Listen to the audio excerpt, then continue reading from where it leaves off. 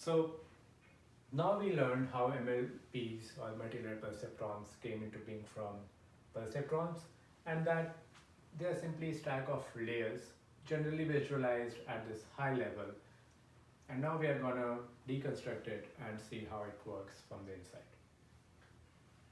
It all starts from the data, and here on the left I'm showing how a data is usually stored or looked at.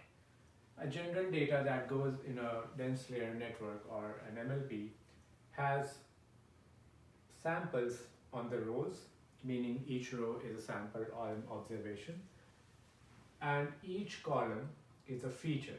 For example, we have first row as a first sample, and each of these values over the columns are one of the features, and we have p features at a total of n samples. So suppose we start with this data set. From this data set and a random set of samples go into the model, and here they are horizontally laid out. You can take out one sample from here, for example this one, and that comes like this. Well, for a computer the horizontal or vertical orientation has no meaning, but I'm showing this here because it makes the visual illustration easier. The input that is going in the dense layer network has one sample shown vertically. So here, the first sample that I had, x11 to x1p, this is p, is here vertical. So all these features are going into the model. And during the training process, we do not take only one sample, we take a batch of samples, which is shown one behind the other, and this is called the batch size. We'll refer to it as NB. So out of n samples, we are taking NB number of random samples as an input. By the way, when we fit an MLP, the order of these samples do not matter, they are processed independently. Therefore, any random set can be chosen. By the way, this is the default setting. We can also set the model training so that the order does matter, but that is not generally practiced, so let's ignore that. It is good to know at this moment that these batches, the samples inside the batch are independently processed, therefore they are independent of each other. There is no communication between samples of the batches. So, coming to the next part, the input goes through stack of layers. These stack of layers perform complex computations. Although perceived as complex, these computations are merely simple arithmetic operations that we will look at it here. Before we get to the computation, it is good to understand the intuition behind how this network works. By the way, this is an unwrapped version of each of these layers.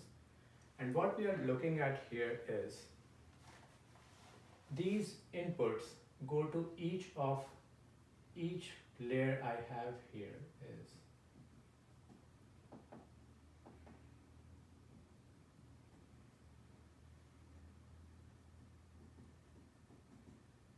so this one perceptron I had in the first hidden layer is actually a set of weights. This is a vector of weights W11 to W1p. Basically, we have same number of weights as we have the features that is coming into this layer. It is good to see this particular, let me draw it here. Okay. So this particular perceptron is this perceptron, and which is basically a succinct representation of all the p weights I have here. I have a vector W, which is essentially W11 to W1p. W tilde means it's a vector. All of my inputs, P inputs, are coming as an input to this particular perceptron. And then this particular perceptron is emitting this output, which is Z11.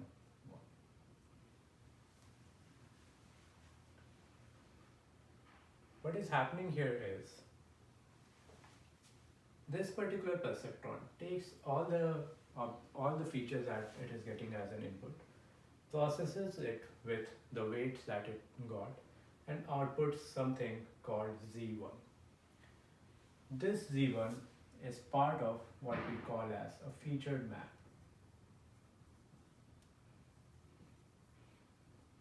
This entire layer will create a feature map where each element of this feature map is emitted by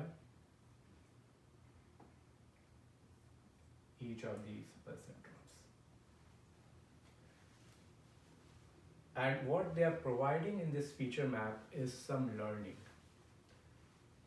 Each of my perceptron that I have stacked in this layer will take this entire set of input and yield a feature map, a part of the feature map here, which will tell me something about making a better final decision.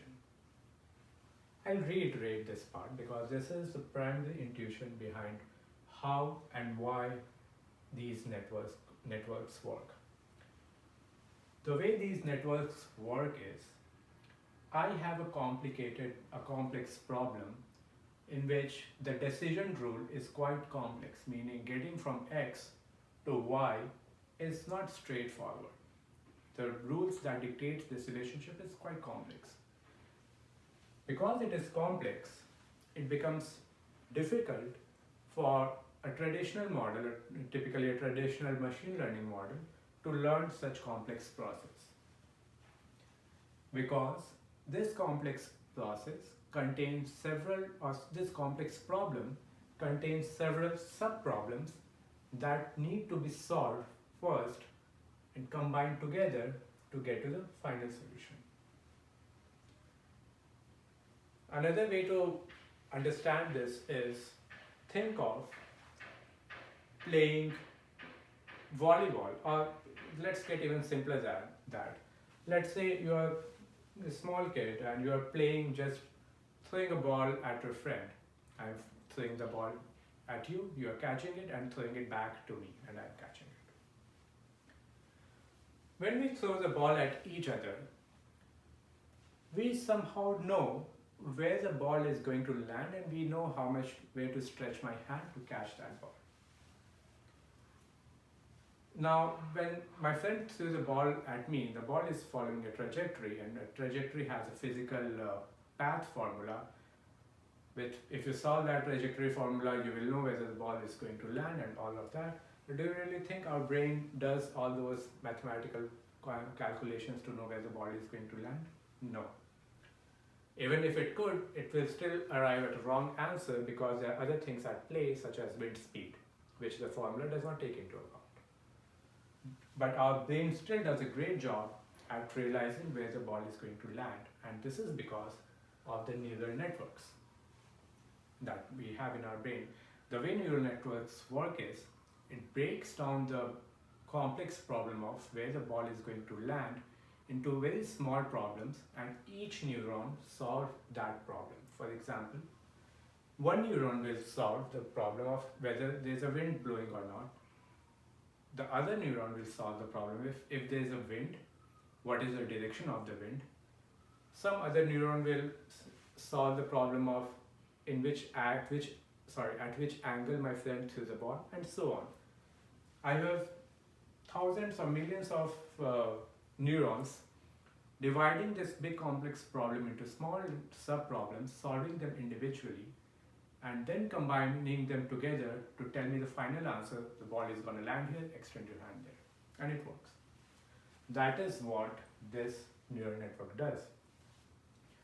In the neural network, we create all these layers with perceptrons By doing that, what we are essentially doing is arbitrarily dividing my complex problem into smaller subproblems that are solved by each of these neurons using these weights and all of that we'll come to.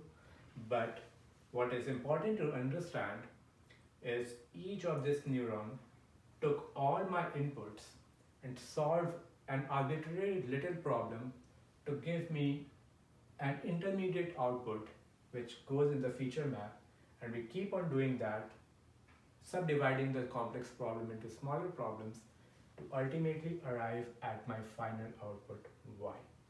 This is how neural networks work, and now we'll get to the simple math behind it.